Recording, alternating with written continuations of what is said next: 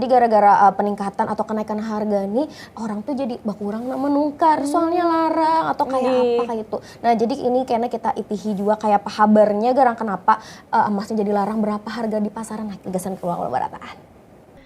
Harga emas nang pina balarang haja, tak catat sudah balarang mulai bulan tadi.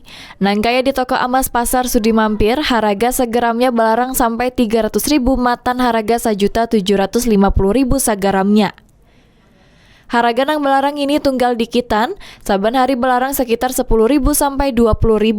Bapak Kipo ampun toko emas sumber rejeki memadahakan, harga emas nang belarang ini akibat lawan urang nang manukar di tokonya. Masyarakat jadinya tak banyak nang menjual ditanding lawan manukar. Selain itu di pasar Antasari Banjarmasin, ampun toko emas nang menjual emas anum, nang kaya emas 375, 8 karat atau 420, ibu minta memadaakan urang bata tukar emas di tokonya tetap kada baubah nang kaya biasa, meskipun harganya belarang. Wayah harga emas nang belarang ini ada juga masyarakat nang manukar emas gasan simpanan.